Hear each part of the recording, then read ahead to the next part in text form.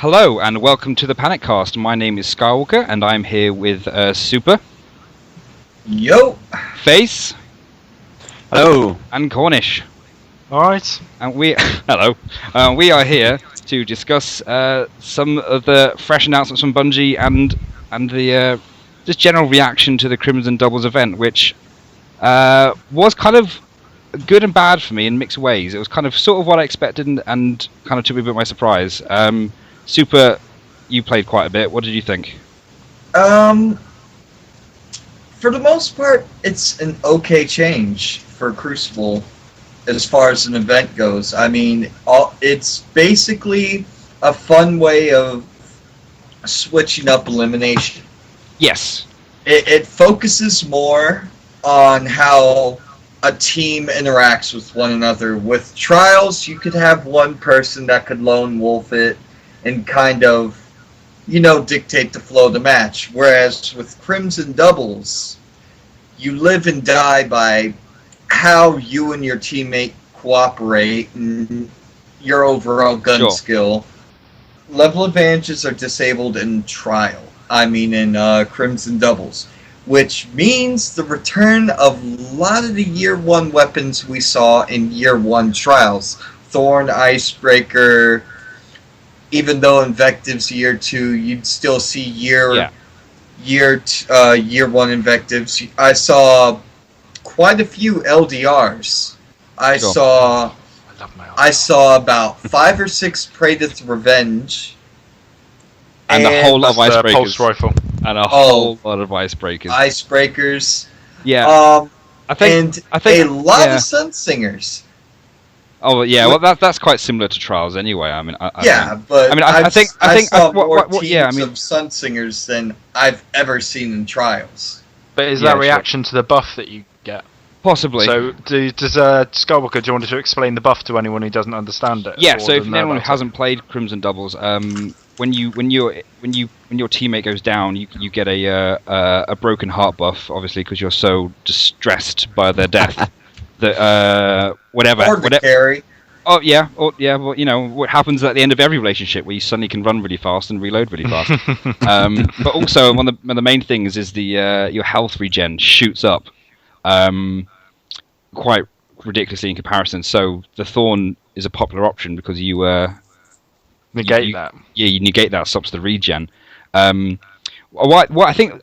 I mean, I'm glad on one hand, from one perspective, they didn't do the level advantages thing because again, it puts it in an even playing field. And it wasn't as hardcore as Trials, which I liked. You got that kind of Trials feeling, but it didn't feel nearly as stressful. You weren't sitting there on your 7th game shaking. It was a lot more. Do you think maybe it's a way to try and get more people to do Trials? I think so. I think as a flavour. I think Crimson Doubles is a Trials gateway drug. Is feeding that addiction. That addiction to destiny. I think there's a lot of people that got addicted. But it was interesting seeing the new rules, about lack of special ammo at the beginning come into play. That was really interesting, and as a result, I saw way more primary weapon battles, and that was really cool in comparison to Trials, which is often a special weapon fest.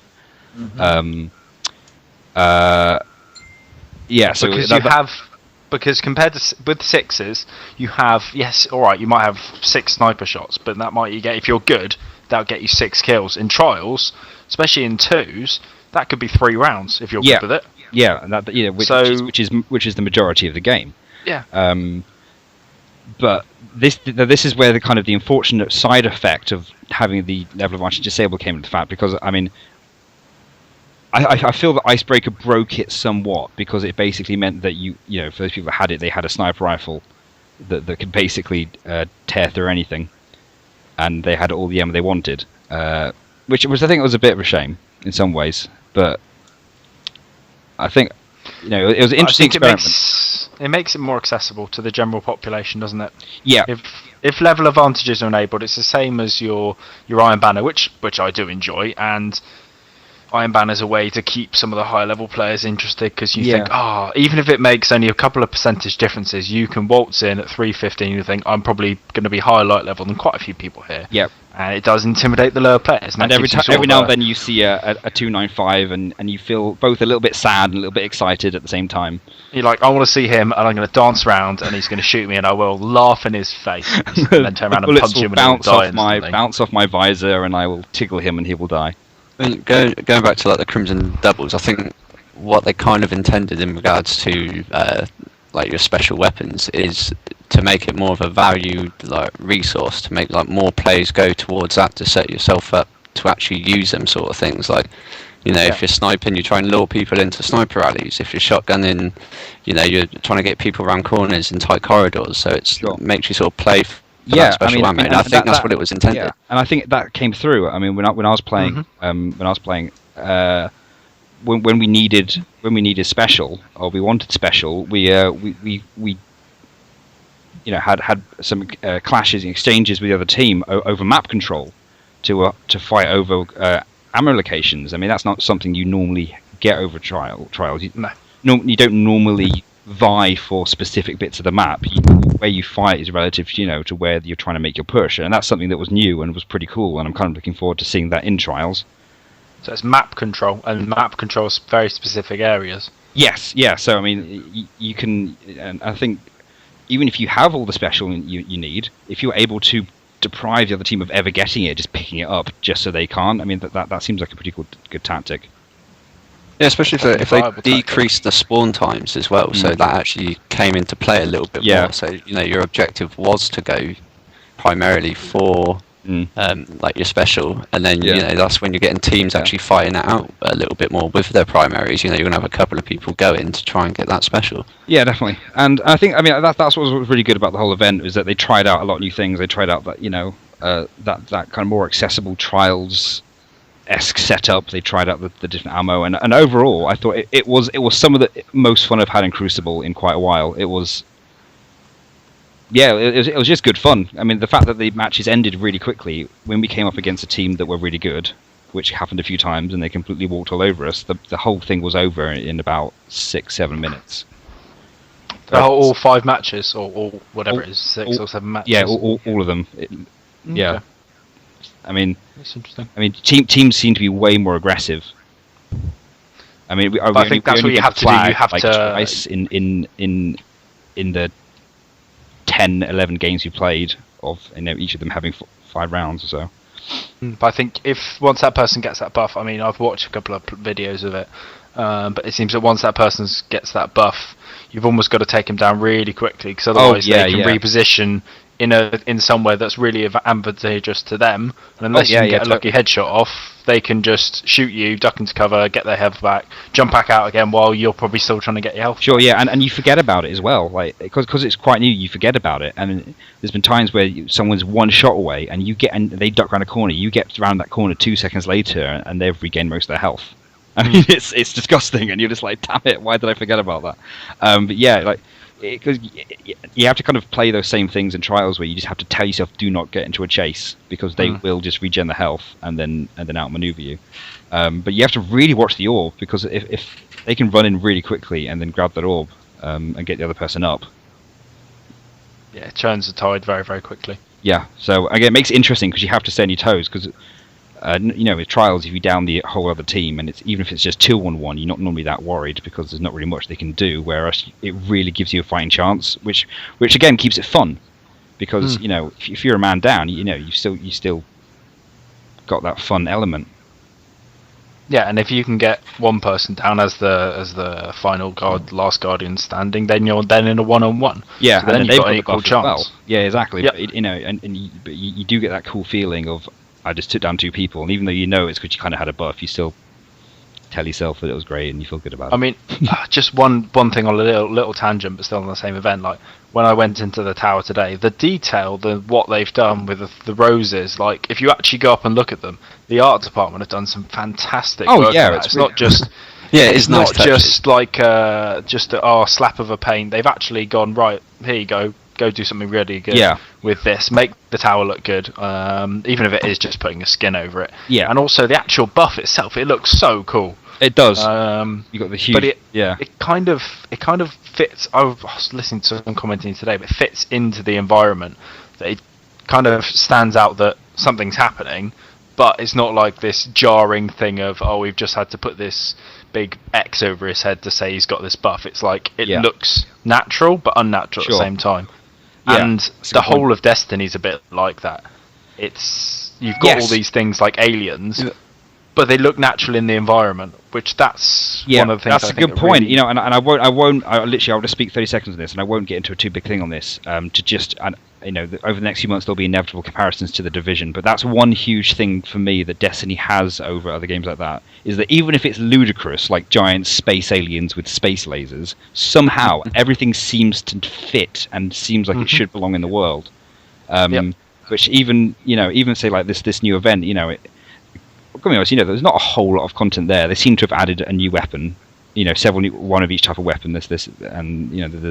I noticed that people running around with some new pulse rifles and some new rocket launchers and stuff.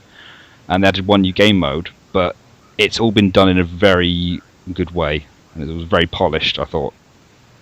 Yeah, so these live events, so to speak, have been, even though we don't like them compared to last year, because it's not new content. More to the point, it's not a new raid. It's not a new raid. It's the live team seem to be doing a pretty good job. Like Sparrow Racing, it was alright. It was quite cool. It was something new. Yeah, it was a bit of fun. Doubles. What I'll say, Sparrow Racing was, it was really fun. And admittedly, it was on for 3 weeks, and the time it was finished, I was like, okay, I'm not too sad. It's gone now. I've played enough. But Crimson Doubles, I'm actually quite sad. I want it to stay around. I wouldn't mind it being a more permanent addition, because it just feels different from any game mode I've played.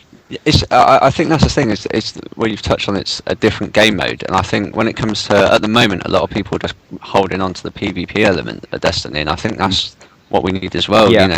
We need more content. I like the fact that it rolls throughout the week. You get different game modes, but I think we need more of them. We need to. We know what Bungie's capable of, and I think we need more of these sort of elements, even if they do come in events. It's nice to have a different element. What I'd quite like to see is these events and them experiment with ideas. It's possible that a lot of these things will be more permanent additions in Destiny 2, and these are ways for them to field out and try different things. Because if they try it out and it doesn't work out, they've only done it in a small scale for a week or two, whereas. And then they can gauge that response. And they've not then put in too much developer time, because essentially, if you look at it as like money, so you have a certain amount of budget and a certain amount of money to make a game, and you can employ a certain number of developers, and you've got two choices in one way of putting it. You can either pour your time and money into developing content for an old game, or you can pour money into making the new game, or you can split between the two, and that's the balance they've got to. And it's a difficult balance, because no one would say, "Hey, do you want more content for Destiny 1 right now?" Everyone would say, "Of course we do." But the question is like they will obviously you've got to consider the fact that is the amount of content we want, in an ideal world, is that going to take away resources from making Destiny 2 the best game could be? And I think at this point we would all rather play the long game. Yeah, if you consider most games as well, you'll have the game released and then a DLC sort of near the end of its life cycle, and then maybe a little small one before the next game comes out 2 years later, and it's that's how it goes. So I think we could be expecting too much, but at the same time, are we going to be sort of test dummies with all these events leading up to the next? Yeah, I think it's good. They've been a lot more communicative now and talking about what's going to happen. We know that it's now public knowledge that their development environment sucks, that content is incredibly hard to develop, and hopefully they've fixed that problem for the sequel. There's a lot of optimism here and speculation, but hey, I'd like to think that that's what's going to happen. For the most part, the problem was from the very beginning. Year one, we were spoiled rotten. We knew before Destiny was going to drop the base game, we knew, okay, we're getting Dark Below and House of Wolves. And then halfway through base game to Dark Below, we saw this roadmap that was leaked from a press conference that was for like 2 years worth. And we saw this roadmap of content. even though Bungie never came out and specifically said, this is it, we saw it and we automatically, as the community, said, this is the roadmap, this is what we expect, and the expectations were already set like sky high. So when realistic events happened, where, you know, we had the Dark Below come out, and we found out we weren't really getting DLC, everyone was kind of disappointed.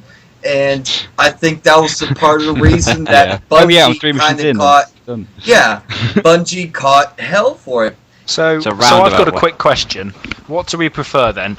Do we prefer year one, where we got the base game and then 2 DLCs and absolutely no special events bar banner? Or do we prefer year 2, where we get a big Taken King style and there's a lot to do, which took, I would think, longer than the base game? And a fantastic raid. I mean, that raid is awesome. Very good. It's still really enjoyable, and I would say it's up there with the Vault Glass. Yeah, it's a really good raid. I still laugh at people falling off on the ships. We still have fun and hate with Golgoroth. Yeah. And we get these live events. And then we're getting, as we learned today, we're getting a big content patch sometime in the spring. Or big update to the sandbox in the spring, and then some sort of DLC. So my question would be, do you guys here, do you prefer what we've got in year 1 or year 2? I would say that I would have given a different answer 3 days ago. Mm-hmm. Yes. I would say that a few days ago, before their announcements, because and it's weird, it's always a psychological thing, because I didn't know what was coming, I would have said year 1. But the fact that I know there's going to be another big release, and because the quality of the releases, you know, House of Wolves, as we know, was better than the Dark Below, but still had its problems.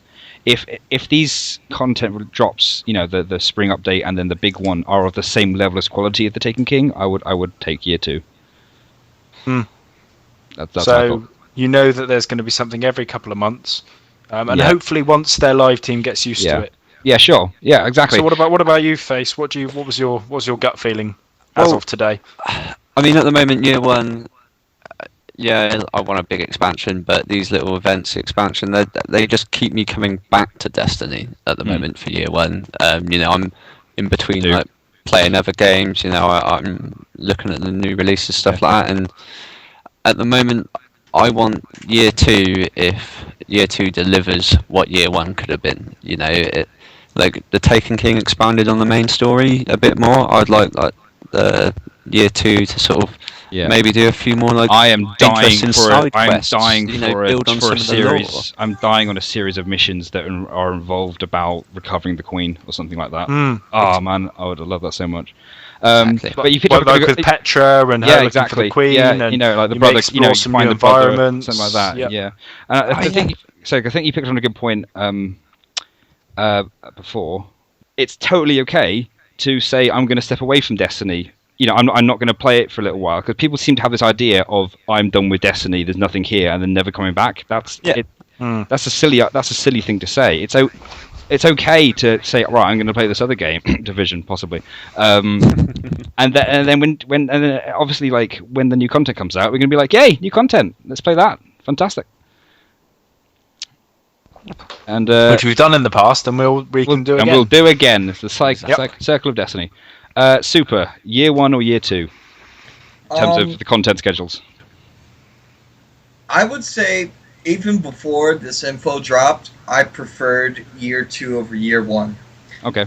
The thing is, it works perfectly with the up and coming game cycles that are coming out. You have Division, you have several other good games, and Destiny year 1 was more of like grind, and it did not encourage you to pick up another game. It was like, you must play this all the time to get to the max level. Whereas you with must year raid with 3 characters twice every single week. Yeah, year 2 they've kind of realized, okay, we need to kind of step down, but at the same time. So what you're saying, Super, is that year 1 they were like a really clingy boyfriend girlfriend, and then year 2 they've said it's okay, you can hang out with other people, but you can still come back. Is that what you're saying? Yeah, I mean, the thing is, I think it's perfect, and the fact that they revealed the roadmap, even better, because now we know. Okay, Bungie's plan and Activision's plan is not to go to war with the other, publishers out there for best game. It looks, now this has got a bit of bias in it, but for me, it looks like Activision and Bungie are saying, okay, there's another game coming out that's very similar to ours. Instead of us trying to say, okay, let's beat it, which is what most of the gaming community is thinking is going to happen. It's going to be a big war. There's a select few in the gaming community that have this view that says, why don't both games exist? I have seen a few articles that have talked about the fact that both games can coexist, and I think they can. Both games can coexist, and they can be productive of each other. Yeah, I think both games are going to work with content cycles. So you could it kind of works really. Right, I think we're coming up on time. So yeah. Wow. Thank you very much for joining us. Feel free to leave any comments, feedback. Whether or not you agree, disagree, we enjoy a bit of conversation. And yeah, we'll see you next time. Goodbye. See you later.